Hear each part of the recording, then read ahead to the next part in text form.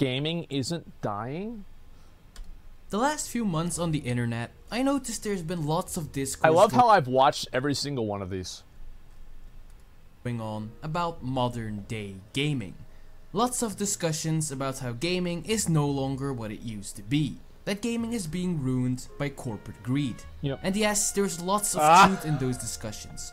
Monetization being prioritized over fun gameplay is definitely not a lie. Not even full price single player games are saved from the flood of corporate greed. Oh bro, like, they actually should do this. I would go and play. They should make an Elden Ring mod with all of these things unlocked. And like a fake store where you can go and buy Titanite shards.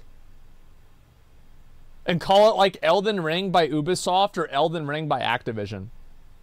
That's actually such a good idea. Holy fuck, that's brilliant. Nightmare. Yet most of these discussions seem to be one-sided, purely talking about how gaming evolved in a negative direction while ignoring the many different aspects where it has actually evolved in a positive way. I get it, collectively complaining about something is way more fun, but sometimes the good aspects... I think the truth is that, like, gaming has improved, but mainstream gaming has not improved. Like, overall, I am very... if I could go back to 2004 and play games back then, I wouldn't do it. I would rather be in this era of gaming than any other era from ever before. However, for mainstream gaming, I think the quality has gone down tremendously. Also deserve to be praised. So because of that, I'll be reaching out to my bloomer side instead of my doomer one for once, and I will be presenting the 4 bright sides to modern day gaming. Alright. Gaming is the best medium in which to experience a story. That's my opinion, but I think a lot of people would agree with me. But why is that? Well, I'd argue it's because it's the most immersive one. No other medium lets you experience a story and explore a fictional world as if you were a part of it, by either making your own character or controlling a predefined character or characters in a story. I think it obviously depends, right? Some people are gonna like gaming more than other people. Really like reading books, you know, and getting something out of books. I think it just depends on, you know, what kind of a, you know, like mind you have to visualize things. Games are getting more and more immersive to this day, because as technology improves, so does the way games are able to drop you in a more and more realistic looking world. Yes, I can already hear you think, modern games might have better sound, better visuals, better acting, animations and so on, but that doesn't automatically make them better games. And yes, I agree, it doesn't automatically make them better. If the gameplay sucks, the gameplay sucks. No lick of paint will ever be able to fix that. But on the other hand, games that do have a really strong gameplay core absolutely do get improved by utilizing modern day technology. And they we do have better, more immersive games now because they have better graphics, definitely. They are better than how they used to be. Let's take a look into the past. Yeah, we just have Superman 64. Superman 64 looks really good now, but at its core, it's still Superman 64. Way back in the day used to be really strong and one apart. And yes, it's the one that so hard on this game. Gameplay. It was all the developers cared about. I always wanted to play this game while at the same time dealing with the huge technological constraints of the time. Games back then were a completely separate medium. Was this Soul Fleece? R-Type. Dude, I remember I had a game like this for Sega CD, and I never beat it. From, let's say, animation, TV, or cinema. Oh, dude, there's so many games like that. There were some games that already from the very start presented some type of narrative, some type of characterization, but all of that was an afterthought. The game industry did their own thing, while the storytelling-based mediums did theirs. Yeah. Some would say that's a good thing, that gameplay is all that should matter, but I disagree. Adding story, adding character, and a narrative can make a game become so much more. And I think gameplay is necessary. Story is not necessary. A game can have a great... well, actually, that's not true. I mean, like, I don't think, like, The Last of Us and, like, Witcher 3, a lot of people said Witcher 3 combat wasn't that great. It's just the story was good. But personally, I don't care if a game has a bad story as long as it has good gameplay. A studio called Squaresoft agreed. Yeah. They believed that games could present the same thing as an anime or a movie, for example. Epic fights, emotional moments, character development, big explorable cities, huge set pieces and battles. And despite the limited technology that they had to deal with, they did find ways to make it work, to turn their games from just being small. It's so weird to go back and see those again, man. It is so weird. Games into huge immersive adventures. Because of limitations, lots was still left to the player's imagination.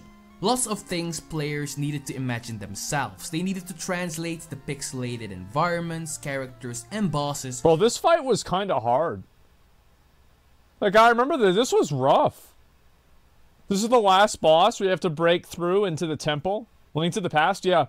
This is my favorite Legend of Zelda game. Like, this is the one that I grew up playing. Ocarina of Time was, like, after this, but this was the main one. To real locations, real people, and battles it was so, in their own mind. Bro, I remember, oh my god.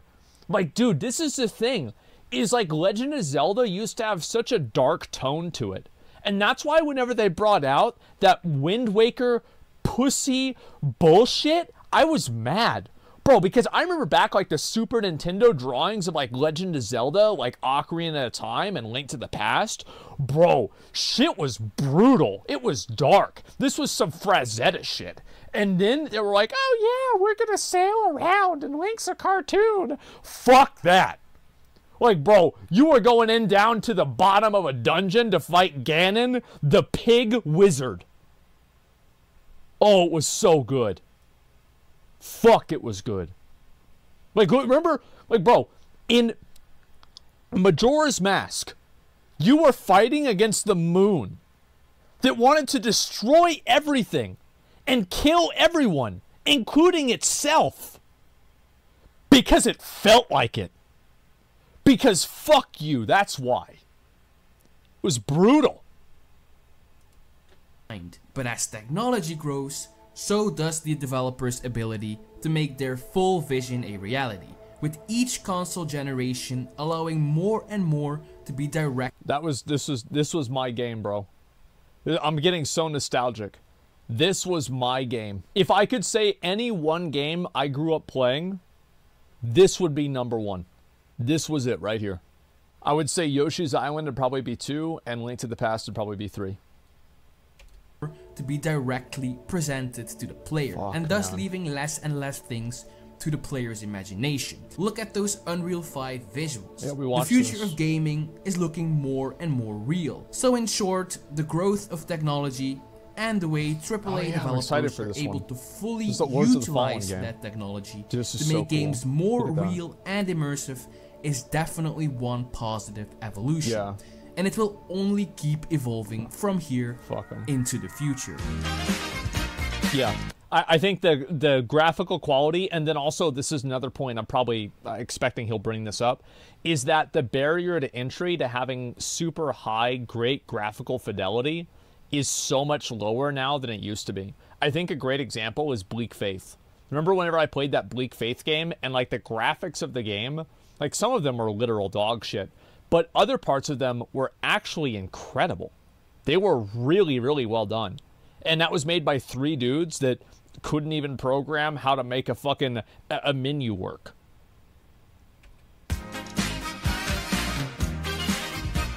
Remember whenever I lose health and I open a menu? Studios keep pushing the boundaries on a technological front. It is really the indie game scene that does all the innovation on a gameplay front. It makes sense. AAA games are way too expensive to make. It's much safer for studios to just do the same thing they know will work over and over. Yeah. There's no risk involved that way. So luckily for us, the indie game scene exists, and oh boy has it grown so much from how— Oh, indie is huge now. Like, the amount of people that are able to, like, make indie games is crazy. And what's really good about it is, like, the indie game, like, the amount of people that are doing indie games, it creates a symbiotic relationship with AAA developers. Because indie games, in a way, beta test ideas and like a proof of concept for a game, and then you have a bigger game that goes and makes it a reality. So like a great example of this is like, remember like battle royales, right? H1Z1 was not like this crazy like super high big tech game, and then eventually Warzone came out of that. And I would say Warzone and like Apex Legends and Fortnite in its own way, but like especially in terms of like graphical fidelity, like Warzone and Apex are like pinnacle level games. And the reason why those games existed is because, yeah, the Arma 3 mod. And so a lot of these games come out of that. Yeah, PUBG. Yeah, and we got PUBG out of that. So it's like a process of growth. Used to be, with Steam Deck free-to-use engines like Unity and Unreal, and the internet being filled with tutorials and guides, pretty much anyone can make a game these days. And it shows, because hundreds upon hundreds of new indie games are released every single day. Oh yeah. So unlike AAA companies, indie studios are pretty much forced to innovate and invent new exciting gameplay, otherwise there is no way for their game to stand out above all the rest. In this battle royale, I'm not sure that you have to stand out necessarily, because I think to an extent it's okay if you just do something and it's fun to play and that's it. But I don't know, I'd have to really think about that idea. Like, for example, if somebody made a game and it was exactly like Dark Souls, it just had new levels and new bosses and mobs, you don't need to innovate anything. Fuck, just call them Estus flasks. I don't care. I'd play it. Who cares? Of indie titles happening every single day, only the truly innovative and fun games survive, which results in not only more fun games for us to play, but also results in AAA companies taking notes about what works in the indie scene and then taking it to the AAA scene to continue working on the concepts with higher budgets. There you go, exactly what I was saying. An example 100%. for this, and pretty much the one that took the game industry by storm the most, is the battle royale genre, which was actually This is a smart dude, I like this guy. Invented by one creative gamer with the alias of Player Unknown. There he is. He first created battle royale modes as mods for days. Bro, remember whenever Dr. Disrespect said he was gonna roundhouse kick Player Unknown through a table or something like that because it kept getting disconnected? That shit was so fucking funny, man. Oh my god, it was so good. And Arma 3, and continued to work as a consultant on the popular H1Z1 Battle Royale mode. After that, he started working at an indie studio called Bluehole, and created a standalone game that would completely represent his vision with Player Unknown Battlegrounds. God, this game, dude, this game was so fun. Dude, I fucking love PUBG, man. It was so fun. Royale game. Soon after its enormous success, AAA studios had to jump on the bandwagon and collectively made an insane amount of money off the back of this one very creative mod maker. Aside from that, the ever-increasing indie scene is also known to have saved tons of old genres from the past, like Metroidvania for example. And boy are they better than they have ever been. Yeah, I would say so. I mean, like that one game, the new Metroidvania game that I really want to play is Blasphemous. I saw a video of a boss fight in the game, and it was like, this is what I imagined Castlevania to look like whenever I was 6. And how can we forget about survival horror? How the indie scene pretty much carried this genre on its back for years after AAA studios completely gave up on them in the PS3, Xbox 360 era. What the fuck? So in short, indies absolutely made a positive impact on the gaming scene as a whole. Oh yeah. And will continue to do so into the future. I never played this cat game. As technology becomes even more accessible. I can't wait to see what creative experiences. Yeah, here we go. Devs from all over the world will be able to come up with.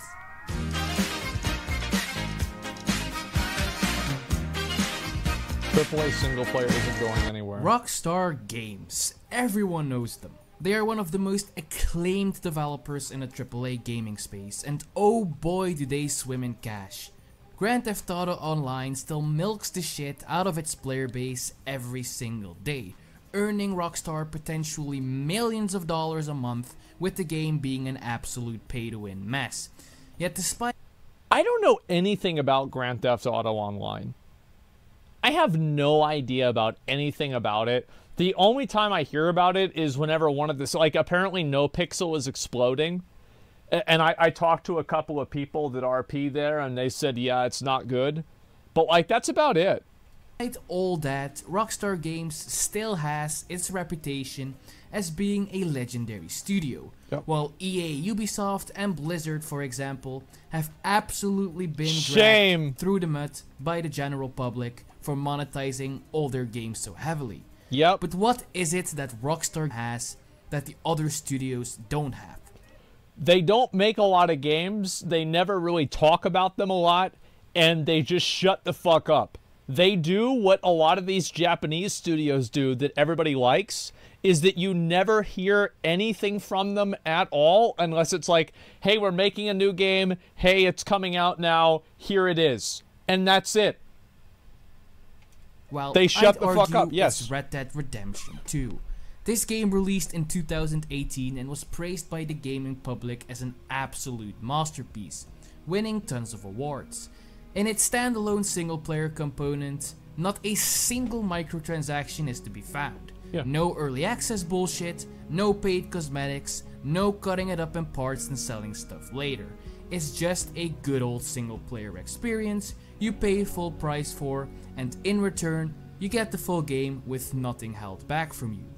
So Rockstar seems to have a really great approach to its business. On one hand, Grand Theft Auto Online still keeps pumping money for them. See, they're doing the old Square Enix approach. Another Japanese company. You have the good game that everybody likes, and that makes it okay that you make the bad game that everybody hates, but you make a lot of money off of it. So it's like you have your brand investment and your brand withdrawal. There it is. Live service, and on the other hand, the variety gamer audience was made happy with a high quality AAA single player game, one they'll remember for years. And I heavily... The only thing I ever saw about Red Dead Redemption 2 is some guy had like a YouTube channel dedicated to lassoing the like suffragette, like women's trying to protest for the right to vote, and he would lasso them to his horse and drag them on the dirt out into the creek and like the swamp and feed them to crocodiles. And yeah, put them on railroad tracks or something like that. Like, that's the only thing I've ever seen about Red Dead Redemption 2. I believe this might become a popular approach in the gaming industry. One thing we have to accept. Every major publisher, and I say every single one of them, will keep trying to get a fully monetized live service off the ground. Capcom will try to get a successful Resident Evil multiplayer game off the ground, despite nobody really caring. Square Enix will want to go... I've said before, I'm a live service enjoyer. I like live service games. It doesn't mean I don't like other games that aren't live service, but I don't dislike live service games categorically. Even further and get an NFT live service off the ground. Good luck to them. Blizzard, well, will just keep being Blizzard. Yeah. And even PlayStation Studios, known for their high quality single player games, has announced that every major one of their first party studios has at least one multiplayer title in development. Despite all that looking really terrifying, single player audiences don't have anything to fear because of one simple reason. What's the meme? Live services are risky as hell. If they succeed, they will make more money than anything else in the world. But if they fail hard. And oh boy, the gaming community doesn't easily forget. Jesus. That's what's sad about live service games, is that eventually one day they'll end and you'll lose your progress. So people only want to invest into the most popular live service games.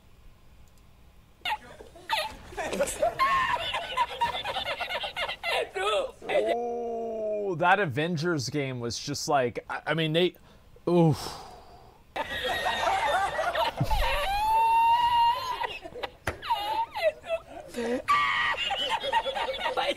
So in conclusion, AAA... Whatever happened to fucking Halo Infinite, man? What is this? Big single-player games will simply never disappear. Releasing one won't make you as much money as a live service would, but if you're a competent game studio, releasing one will be a more assured success. It will still... I wish that, like, so, you want to know who unironically has an incredibly good outlook on this as a company? Kick. Because Kick operates, probably at a certain extent, as a loss leader for stake. And Kick itself doesn't make money, but Kick provides such a good service, and people are making a lot of money off of Kick, so they go over to Kick. And some of those people go over to Stake, and that's where they make their real money off of them. I wish that more development studios would realize, make a really good, like, standalone single-player game that people will like forever, like Red Dead Redemption 2, like God of War, like Elden Ring, and then some of those people, you can transition them over to the live service pay-to-win milking machine. Like, and you get them on the conveyor belt.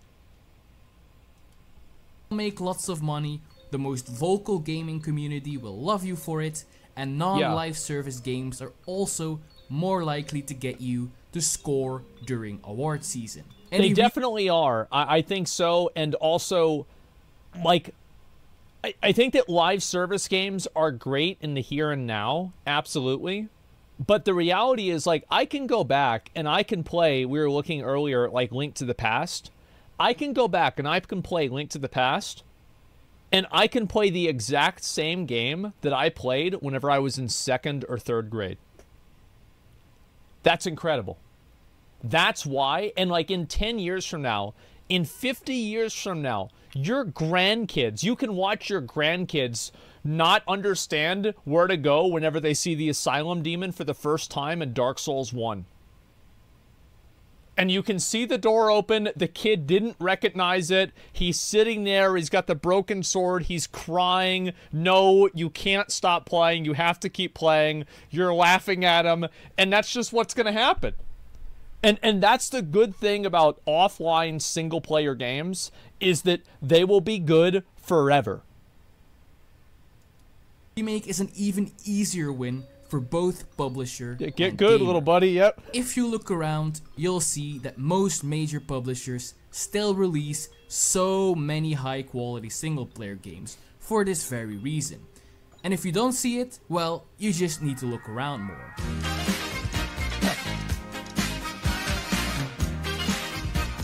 Silk Song Wang, who knows? Let's end this video on a shorter topic, but a fundamental truth that lots of gamers seem to ignore. Not all live services are bad. Yep. True. It's true. Lots of them are hot garbage, but not all.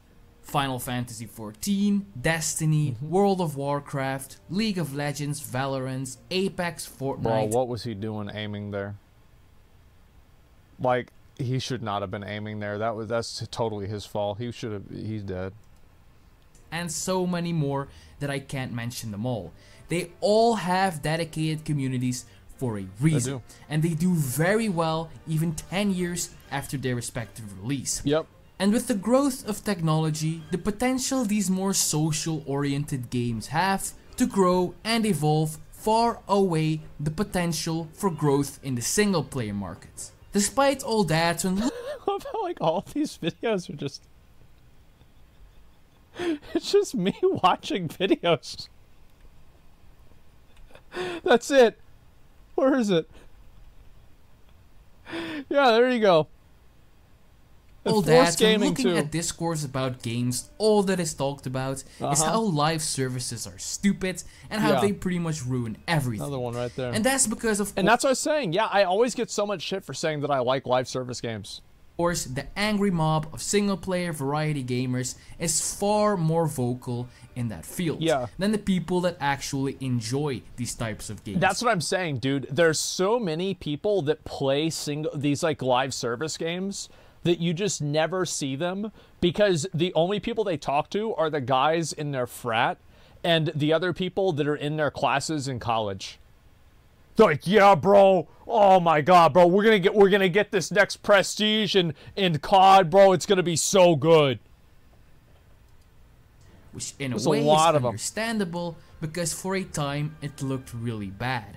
It looked like the entire gaming industry was about to shift more towards multiplayer and leave single player in the dust. But like discussed earlier, you're always gonna have games like this. 2023 is filled to the brim with awesome single player games. So all I'm trying to say is it's clear the industry will keep providing both types of games. So there's no need to shit on every single live service that comes out anymore. Not dismiss one immediately just because it has that live service label. If you do that, well, maybe you might miss out on some genuinely fun game experiences that are also just fun for a variety gamer to play for a month and then move on from. Yeah, it's like people need to stop treating a video game like a marriage. Like, I play a game a lot. It's like New World is like this. Like, I was playing New World 8 hours a day, and then Honkai Star Rail came out, and I started playing that. And then I'll probably go back and play New World again at some point, and then that's it. And then, you know, it is what it is, right? Who cares? Yeah, it's not that deep. Yep, true. So in conclusion, when looking at AAA gaming, we all like to imagine a I don't download them from Google Images. Bleak future, but it could be a lot brighter than we think. And like presented, in some regards, it's actually evolving in a positive direction. So on that note, if you enjoyed this video, please leave a like and subscribe. As a YouTube channel that just started creating content, it is heavily appreciated. What direction do you think video games are headed in? Leave a comment down below, I'm interested to see other people's opinions on this topic. Thank you all for watching, and catch you all later. Alright, that's nice. This is a nice video. I like it. I always like whenever somebody has an opinion that's not part of the circle jerk. But you know what's so fucking sad? Is that this video only has 12,000 views. Like, it only has 12,000 views. This guy only has 200 subs. I'm gonna give him a sub, man. I hope he makes more videos like this that are focusing on the positives. Give it a like, guys. Give it a sub if you guys like the video, because I think everything he said in this video is completely fucking accurate. Absolutely accurate. So fucking true. I don't know why more people aren't doing this kind of stuff. More people aren't talking about the positives, but I guess that people just like hearing about how bad gaming is. And because gaming is, you know, like, people like seeing the negative stuff, and, you know, they're not happy with, like, their favorite franchise, and so they watch a video about it, and it's like, yeah, I knew it. I don't know, man. It's positive, yeah. Negativity bias, maybe. I don't know. Like, it's sad to see that be the case, because I think that you have videos like this that are great. Like, this is actually, like, such a really well put together video. I liked it a lot. So yeah, I hope he makes more like this. People are allowed to be upset and complain, but I prefer to be optimistic and hopeful. I don't want to be optimistic or upset. I just want to look at the game and make a decision based off of what I see. Fuck. Like, I don't want to have to write out these, I don't know, like, what the word is for it. Like, I don't want to have to, like, write a blank check. Just let me see the game and let's go from there.